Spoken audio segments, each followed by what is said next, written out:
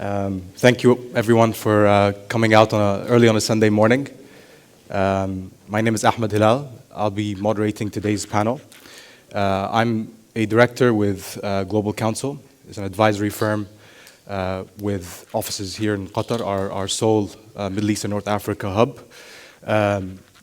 Established 12 years ago as a company, but have been in Qatar formally for 18 months. Been doing work in the country for much longer. Today is part of our Politics of Food series. It's our flagship conference. We have a conference of this type every year, and the choice of topic this year, food and food security, could not be more appropriate. We are in the midst of a global food security crisis, an energy crisis, a cost of living crisis. So I'm very pleased that Global Council has convened on this subject. It's been dear to me for a very long time. I started my career actually in the food security program. I'm very glad to acknowledge today amongst our audience is His Excellency Fahad bin Mohammed Atiyah, Qatari Ambassador to the United Kingdom, and also my first boss. Learned a lot, was formative stage in my career, and as you can see, a subject is still close to me as an intellectual interest, as a professional interest. With that, I'd like to also acknowledge our partners today, an NGO called Wahab. Wahab's mission is to make sure that at the end of these events, excess food, extra food. As we know, food waste is an extremely big problem for food security. So they distribute the food to underprivileged members of the community. So we're absolutely glad to have them as partners. With that, I'd like to introduce my esteemed panel of guests. Start with Jamie Burrows, founder and CEO of Vertical Future, a R&D and technology developer in the vertical farming arena, and someone who's entered this field because of his interest in population health maintenance, something around nutrition and food security, something we'll be coming back to in this panel repeatedly.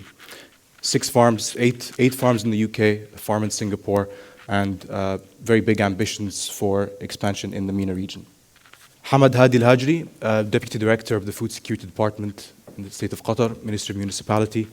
Hamad has many years of experience in the food security and the food systems, worked in Hasad Food Company for a very long time, and now with the department is responsible for implementing the National Food Security Strategy. Bjorn Witte is the founder and CEO of Blue Horizon Group, a Zurich-based investment firm that's specialized in food tech and agri-tech, an investment philosophy that wants to ensure that the food system is fit for many more generations in the future.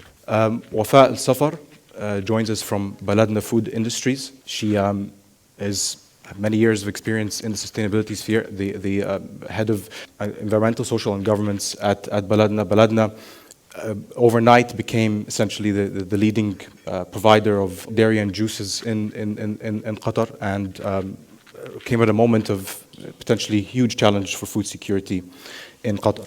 I'd like to start my panel, the panel today, with a question that I'll pose to each of our panelists. The Middle East and North Africa region is the most water-stressed in the world and highly dependent on food imports. In some categories, such as wheat, cereals, staples that we all depend on for our sustenance, the dependency is as high as 100%.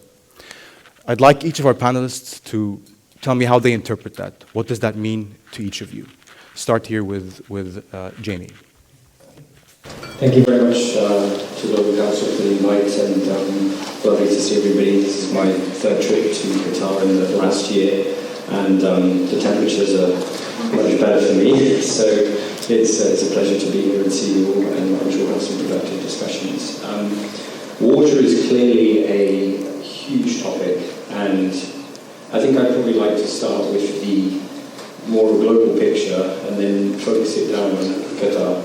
And if you think about mid-century, predictions are that by 2050 we need to approximately have 35% more land mass to feed the population increases that we predict.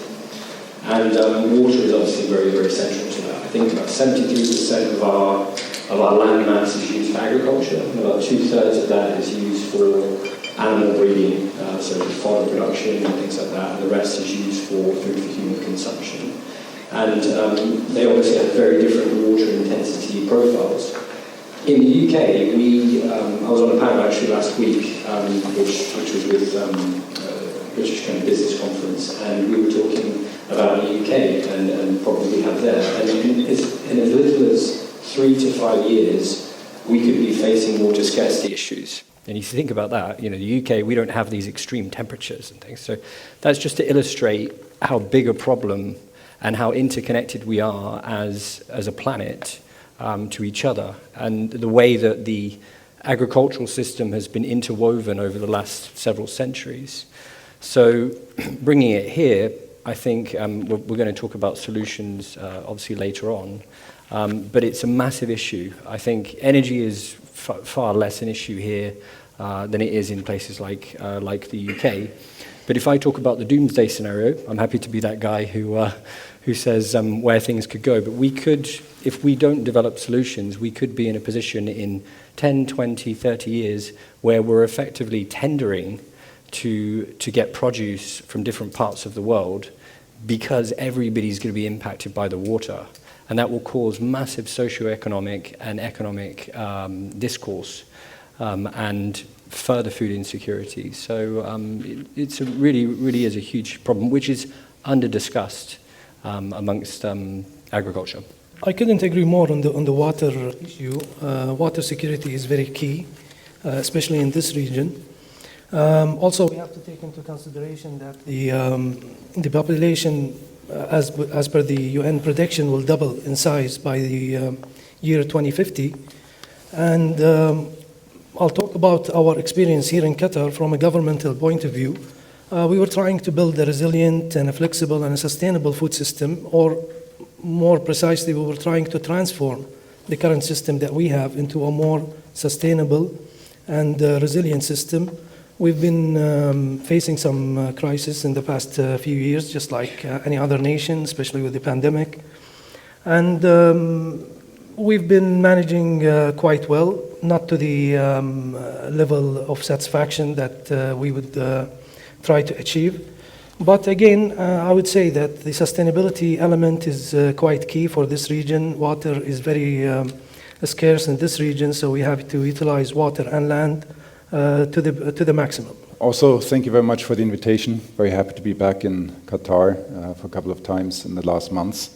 And to answer your question, what does that mean for me, the scarcity and 100% imports? For me, it's an opportunity. I think it's, I've been an investor and operator in the food space the last 30 years. When I was born, there were 4 billion people. Now we're 8 billion people, with 2 billion people more to come.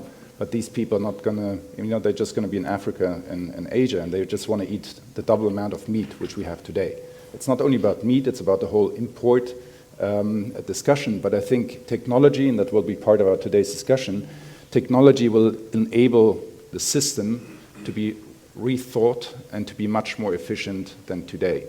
And the most prominent example, everybody's always speaking about water, yes, but I think it's easier to think, oh, we don't have water, so we need different tech, and food tech can only adapt and help, and it's a transition. It's not, we all know the end goal, what we want to do, but the real question is how to get it step by step done. And the positive thing about this, there are technologies, and us as a company, we've done over 80 investments in the space. We're probably one of the global market leaders in our domain expertise of sustainable food system related to ag tech, food tech, and bioeconomy.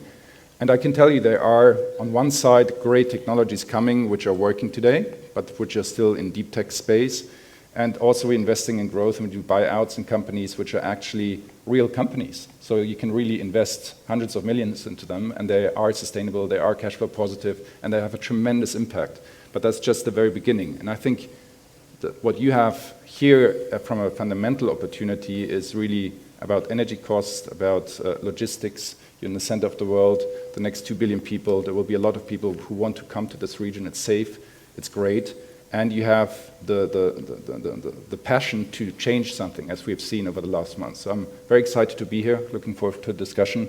To me, this means opportunity. Assalamu alaikum, everyone. Good morning. It's a pleasure to join the panelists. At the same time, I'm seeing some of the familiar faces that we always meet and discuss same kind of subjects, sustainability and ESG.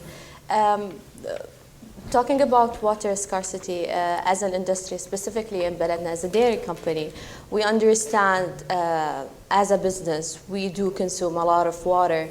And for us, specifically talking in the region, we understand this is a challenge. So for a business itself in Baladna, we address that through different kind of ways, introducing technology and innovation, understanding the circularity of the water and how we use it in the business itself is essential. Currently, Baladna is investing differently in different kind of things. One of the huge project that we're working on with the Viola, the water treatment plant, to reduce the amount of water that we're using by 50%. Other than that, we're also looking into research, innovation, so we're collaborating with different NGOs, universities, to look for novel technologies to reduce water. So water scarcity is something that we always look into. Even within our strategy and KPIs, we make sure for the upcoming years that this is something need to be actually looked into, and we consider it as the biggest challenge in our industry and in the factory itself.